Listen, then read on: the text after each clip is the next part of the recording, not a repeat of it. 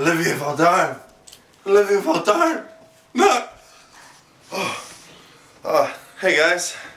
How you going? It's Chris here. Welcome to episode 5 of Desperate Ravings. This week we are hot off the press with the results and the reviews from the Star City Games Open, which happened in Cincinnati. And that, coincidentally enough, was our first Return to Ravnica Standard Legal tournament. So the big 4 archetypes that I saw that came out of this one were, of course, zombies. Everyone knew it was going to be everywhere. We saw green-black ones and Jund ones. It is what it is. We also saw iterations of control.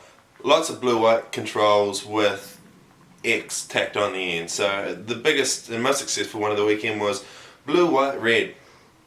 Big news for Pillar of Flame in there. Pretty much only Pillar of Flame is the red in that deck.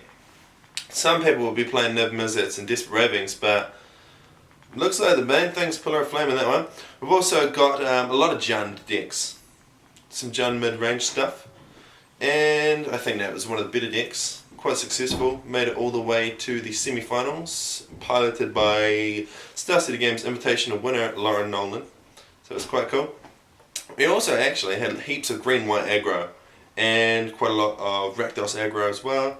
But the 4th big archetype that I saw was the Frights deck, which ended up going, well, X1 over the weekend. So he lost one game, which was his finals match against another invitational winner, Todd Anderson, who was playing Blue-White-Red Miracles control deck. Our thoughts on this event? Well, I think that the Jund mid-range deck from Lauren Nolan is amazing. It's got tools for everything.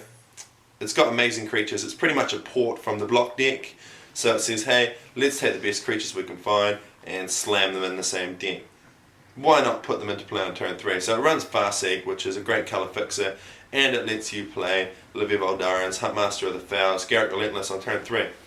Very, very good. It's got Sever the Bloodline, which is a fantastic creature in the face of lots of zombies that always try and come back. Lots of Frights Reanimator style deck creatures, which also want to try and come back from the graveyard. And it's also great against, strangely enough, angel tokens, which Entreat the Angels is providing in plethoras of. Now, Brad Nelson was also playing this blue-white-red control deck along with Jerry Thompson and the eventual tournament winner, Todd Anderson. But a few days before this tournament, I got hold of their list, and it had 2 Niv Mizzet in it. The one they ended up playing, its win condition, apart from Tamiya, was 3 Entreat the Angels only. That's all they had. And on Brad Nelson's bubble match, win and earn, if he wins it, he's top 8. Some dude slaughter games him, so that's like your Memoricide effect. Name a card, rip all copies of it out of the deck, and funnily enough, he names Entreat the Angels. Brad Nelson's got no win conditions, Brad Nelson loses match. I think that the deck needs more than just Entreat the Angels, but apart from that, the whole plan of 4 Detention Sphere, 4 Terminus, 4 Jace, 4 Azorius Charm, it works pretty well. So Entreat the Angels could be enough. But saying that, they can't counter Slaughter Games, which is the card that extracts your win condition from the deck. So I don't know, maybe it needs something else. Maybe it needs a Niv Mizzet. We'll find out. But the Jund deck failed to beat Frights in the semi-final massively because Nolan couldn't draw the lands when he needed to. He probably missed about 3 or 4 lands in a row, which would have been his 5th or 6th land.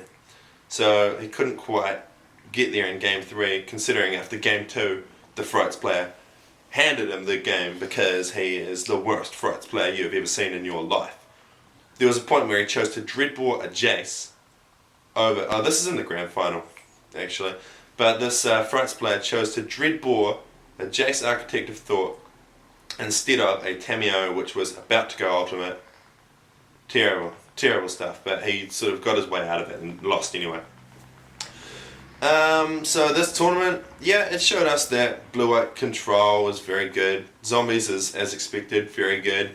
The Jund mid-range deck, I think, needs a bit of tuning, and it will be a top-tier mainstay. Green-white aggro, it's got the tools to beat zombies, but I don't think it's going to be winning any tournaments anytime soon. Control deck's just laugh at. They make a joke out of it. Libby Baldaran's fantastic, of course. Thragtusk is Thragtusk, and he's going to show up 5 times in just about every game. It's ridiculous. He's really good. And these days, when most players are ending up throughout the game coming up with 30, 40 life, you have to have win conditions that are dealing upwards of 40 damage on their own. That's why Treat the Angels is amazing. It does have the downside of being able to get Sever the Bloodline quite easily and other things like that, but it deals a ton of damage, and with so many Thragtusks you need to do that. Let's take a quick look at the deck that I have been playing with a few days before the Star City tournament. I'm definitely going to be making some changes now, but have a wee look at this, and I'll meet you around the corner in just a moment. As you see in the top left corner, well, we're just going to start with the lands. We've got some Sulphur Falls, Glacial Fortress, Clifftop Retreat, pretty much all of the red, blue, white lands, and it doesn't really matter how much detail we go into there, but you can count them yourself. This is the exact list about 4 days ago that Thompson, Brad Nelson and Todd Anderson were testing and saying was really well. Since then, the big changes, I'll go through the rest of the deck. Second row, we've got our Desperate Ravings card draw, Azorius Charm, which is the blue-white charm, 4 Pillar of Flame, which is an absolute must in this format right now, Mass the Components, which you can sort of see as a 5th Jace, draws you lots of cards. It's a great late game player, really digs down for what you need. 2 Syncopates, 4 Terminus, 2 Ogre of Bolus, 1 Oblivion Ring and 2 Detention Sphere, just in case you need to Oblivion Ring a sphere when you couldn't sphere a sphere. Sounds sphere to me. 1 Mizium Mortars, 2 Entreat the Angels, 2 Niv Mizzet, 4 Jace and 2 Tamiyo. So with this deck here, I think that it very much struggles against other control decks. If someone brings in Rakdos' Return, you're going to have a bit of trouble against that one. I also think that in another blue, white, red Miracle Mirror, I don't really know how you're going to come out with the win strategically. Maybe you're just going to rip more angels, maybe not, but hey, what the team that ended up winning, what Todd Anderson added to the deck was stuff like Desolate Lighthouse. He got rid of the Desperate Ravings and he brought in 4 Think Twice. It's so much easier to use with Miracles. You don't have to run around marking your first card that you draw off Desperate Ravings, shuffling, randomizing, getting a dice, flipping it. Yeah, Think Twice, you just draw the card if it's a Miracle you play. It's so much easier.